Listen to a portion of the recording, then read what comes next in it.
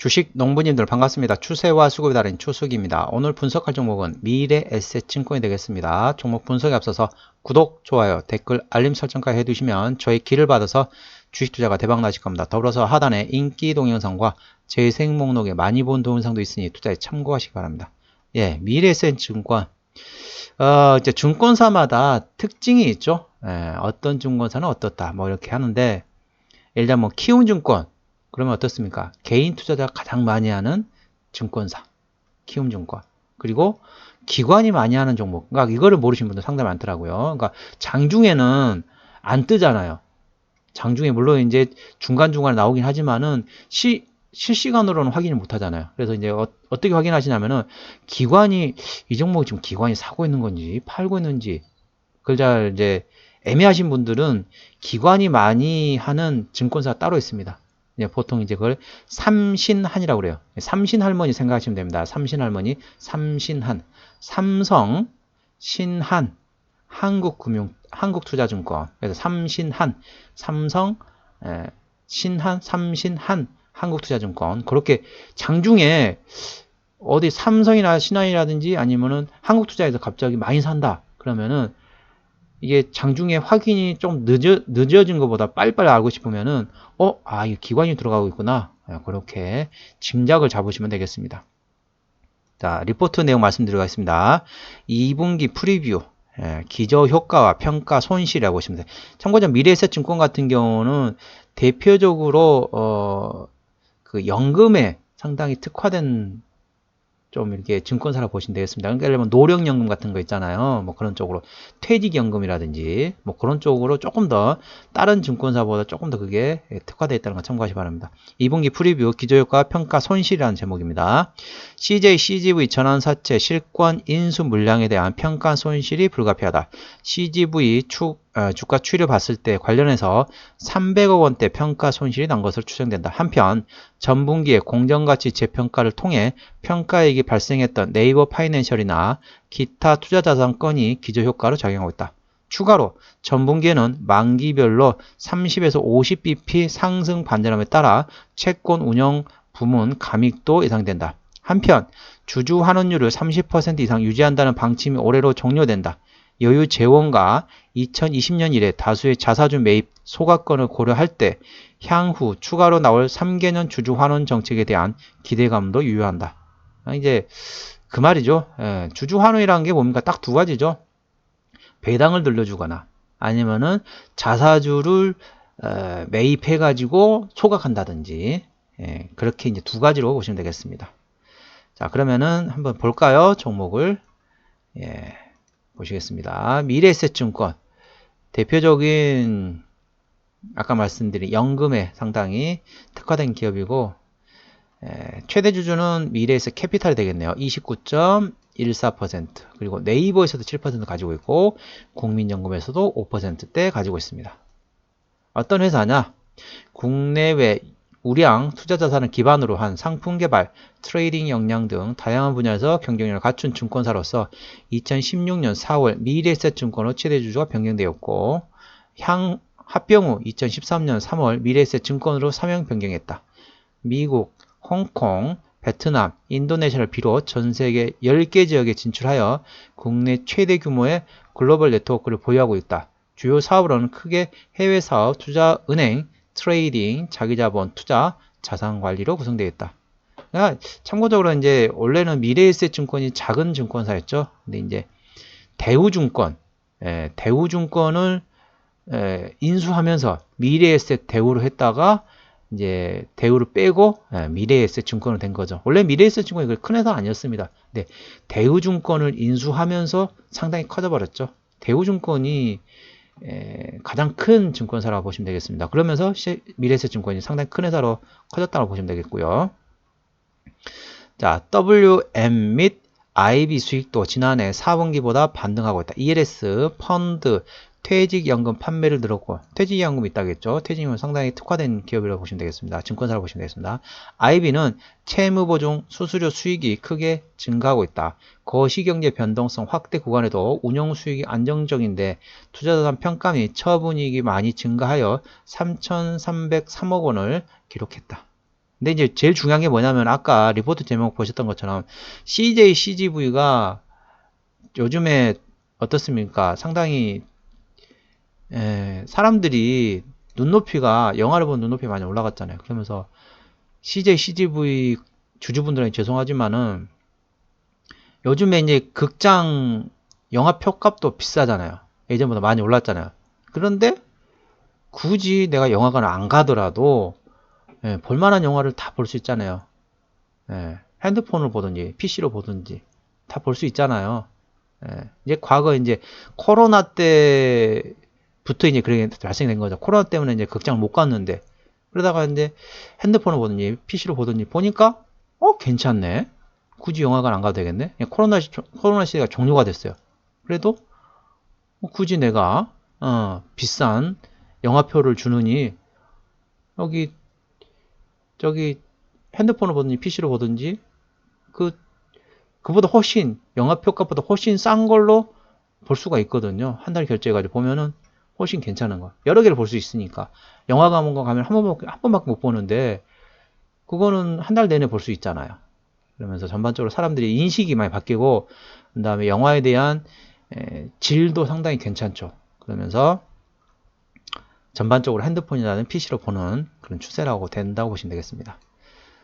그러면서 뭐 넷플릭스라든지 그런 회사들이 상당히 좀 괜찮아졌죠. 상당히 좋습니다. 넷플릭스 같은 데가. 아무튼 그렇다는 거고, 자, 미래에셋증권 이제 금융사다 보니까, 이제 매출액이라고 표현하지 않고, 순 영업 수익이라고 표현이 되어 있네요. 자, 작년에, 자, 2조 1000억 원대에서 올해 2조 2천억, 내년 2조 3천억, 조금 증가하죠. 영업이익은 작년에 8,300억 원대에서 올해 9천억, 내년에 9,800억. 조금 증가합니다. 당기순이익은 작년에 6,500원 원대에서 올해 7천억, 내년에 7,500원까지 좋아집니다. 자, 분기실적 보시게 되면은, 자, 1분기 때, 작년에 1분기 때 2,800원 원대인데, 올해도 2,800원 원대. 2분기는 작년에 3,200원 원대에서 올해 1,700원 원대까지 상당히 큰 폭으로 감소하죠. 아까 말씀드린 CJ, CGV 전환사채 실권 인수 관련돼 가지고, 전반적으로, 실적이 안 좋게 나왔다고 보시면 되겠습니다. 3분기 같은 경우는 작년에 1,400원 원대에서 올해 2,100억. 4분기 때는 작년에 700억 원대에서 올해 1,100억. 그러니까 2분기를 제외하고는 3분기, 4분기부터는 괜찮습니다. 작년보다 괜찮다. 그러면 어떻습니까? 2분기 실적 발표하시기 전에 정리하시는 게 좋겠죠. 실적 발표했는데 작년에 3,200억인데 올해 1,700억이야? 뭐야? 거의 반토막인데? 그런 수준이잖아요. 3,200억 원의 절반이면 1,600억 원인데 1,700억 원대 나왔으니까 거의 반토막이잖아요. 실망스럽다. 그래서 이제 물량이 나올 수 있기 때문에 그 점 아시고 미리 선제적으로 대응하시는 것도 방법이라는 거 참고하시기 바랍니다. 자, 부채비율 같은 경우는 자, 이거는 의미가 없습니다. 993%인데 금융회사 같은 경우는 의미가 없고 유보율이 159%입니다. 영업이익률이 42.7%이고 EPS 같은 경우는 980원, BPS는 16,300원이 되겠습니다. 이제 영업이익률 같은 경우는 일반 제조 5에서 8%인 거 감안하면 한 5배, 6배 정도 되겠네요. 상당히 영업이익률 괜찮죠. 자, 기업 개요로 들어가겠습니다. 시간이 좀 많이 흘렀네요. 빨리빨리 진행하겠습니다. 자, 어디서 매출이 나오느냐? 유가증권 및 평가 및 처분 이익에서 67%, 그 다음 이자 수익이 11%, 그 다음에 외환거래 이익이 11%, 수수료가 6%. 자, 수수료는 다 아시죠? 자, 그러면, 자, 이자 수익이 뭘까요? 이자 수익이 뭘까요? 여러분들이 그 신용을 쓰잖아요. 신용을 쓰면은 공짜로 쓰지 않잖아요. 신용을 쓰면 다 이자를 내야 됩니다. 그 신용에 대한 이자가 상당히 세거든요. 그렇기 때문에 요 이자 수익이 그런 이자 수익이라고 참고하시기 바랍니다. 그만큼 회사에서는 요즘에 그러잖아요. HTS 공짜로 쓰라고 하는 데서 많습니다. 매매 수수료가 없이 공짜로 써도 된다. 그 회사는 뭘로 먹고 살까요? 대부분 이런 신용에 대한 이자로 먹고 산다라고 보시면 되겠습니다. 그 정도로 이게 수수료를 안 받더라도 우리 그 정도로도 충분히 커버가 될 정도로 그 정도 세다는 거죠. 그렇기 때문에 될 수 있으면은 신용은 안 쓰시는 게 좋습니다. 이자율이 세다는 거죠. 자, 마지막으로 유상증 했던 게 뭐 거의 없네요. 타목적 배정이 있었고 최근에는 없습니다. 물론 금융회사가 돈을 빌린 것도 이상하잖아요. 그것도 이상하잖아요. 그래서 아무튼 유상증자에 대해서는 전혀 걱정 안 하셔도 된다. 관계사업이 연결된 사는 상당히 많죠. 대표적인 데가 미래에셋 생명, 그리고 나머지 전부 다 이제 금융 관련된 회사라고 보시면 되겠습니다. 보시면 아시겠지만은 유가증권 위탁 및 고유 재산 매매, 전담 중개 업무 다 관련된 회사라고 보시면 되겠습니다. 기타금 다 부동산이라든지 아니면 유가증권 관련된 회사라고 보시면 되겠습니다. 다 똑같습니다. 투자업, 기타금융. 자, 금융회사니까 그럴 수밖에 없죠. 부동산 아니면 금융회사. 쭉쭉쭉 엄청 많네요. 쭉쭉쭉 다 똑같은 일을 한다라고 보시면 되겠습니다. 자, 추세적으로 보시겠습니다. 추세적으로 보시게 되면은 이 종목은 자, 지지대가 6,800원, 저항대가 7,400원이 되겠습니다. 자, 6,800원의 지지대, 7,400원의 저항대 있으니까 참고하시기 바랍니다. 자, 이 종목을 핸들링한 수급 같은 경우는 자, 외국인이죠. 자, 수급 동향 보시겠습니다. 외국인이 한 달 동안 53만 7천 주를 순매수했습니다. 자, 이 종목 핸들링한 게 외국인이라고 말씀드렸는데 53만 7천 주를 순매수했는데 최근에 보시게 되면은 어떻습니까?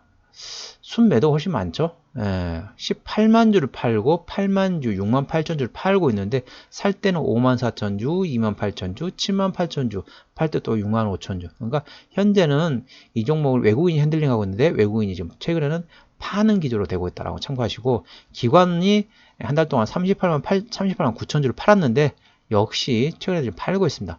오늘 27만 주를 순매수했지만은 기존은 순매도 기조라고 보시면 되겠습니다. 그러면 누가 팔고 있느냐? 파는 기조 누가 나오냐? 연기금이 팔고 있네요. 연기금이 팔고 투신도 팔고 보험도 팔고 기타 금융만 사고 있고 나머지 수급들은 전반적으로 팔고 있다. 금융투자 조금 들어오긴 했지만은 자, 보험, 투신, 연기금, 사모펀드까지 팔고 있다라고 참고하시기 바랍니다. 자, 미래에셋증권 신용비율 0.2%. 예, 상당히 낮죠? 괜찮습니다. 좋습니다. 자, 신용비율은 4%부터 다소 부담된다고 말씀드렸죠? 0.2% 상당히 훌륭하죠. 코스피 200 종목이기 때문에 대차거래 공매도 상황 보시겠습니다. 대차거래 상황 보시게 되면은 자, 어떻습니까? 전반적으로 최근에 이제 감소했다가 최근에 좀 증가를 했다가 다시 감소하고 있네요. 최근에 대차거래는 감소하고 있는 추세다라고 참고하시기 바랍니다. 자, 공매도 상황 보시겠습니다. 하루 거래량 중에 공매도가 얼마나 차지하는지 그 매매 비중을 나타내는 지표인데요. 10% 이상이 중요하다겠죠? 하루, 이틀, 3, 4, 5, 6, 7, 8, 9, 10, 11, 12. 예. 상당히 공격적으로 공매도에 공격을 받고 있습니다. 상당히 공격적으로 공매도를 받고 있는데 대차 거래는 최근에 감소하고 있다. 그러면은 나중에 총알이 떨어지겠죠? 예, 총을 쏘고 싶은데 지금은 그래도 총알이 있어요. 근데 어느 정도 지나면은 총알이 다 바닥날 수 있습니다. 이 점 참고하시기 바랍니다. 그러면 어떻습니까? 추가적으로 하락하는 거는 어느 정도 막을 수가 있다는 거죠. 하지만 아까 말씀드렸던 것처럼 CJ, CGV 관련된 전환사채 관련된 내용이 있기 때문에 손실이 됩니다. 대략 한 300억 원 정도 되기 때문에 그 정도 이슈가 있다는 걸 참고하시면 됩니다. 혹시 이거 가지고 있는데 갑자기 주가가 떨어져요. 그리고 실적이 안 좋게 나왔대. 뭐야? 왜 그러지? 그렇게 생각하지 마시고 제가 아까 말씀드렸잖아요. 2분기 때 실적은 안 좋을 거다. 그리고 그 이슈는 어디서 나오냐? CJ, CGV 전환사채에서 나온다. 그냥 참고하시고 염려스럽다. 그러신 분들은 자 2분기 실적 발표하기 전에 정리하셨다가 그 이슈가 사라진 다음에 다시 잡으시든지 아니면 종목을 교체하시든지 그때 판단하시면 되겠습니다. 예, 오늘은 미래에셋증권에 대한 종목 분석이었습니다. 구독, 좋아요, 댓글, 알림 설정까지 해두시면 저희 기운을 받아서 주식투자가 대박나실 겁니다. 더불어서 하단에 인기 동영상과 재생 목록에 많이 본 동영상도 있으니 투자에 참고하시기 바랍니다. 이상 추세와 수급의 달인 추석이었습니다. 감사합니다.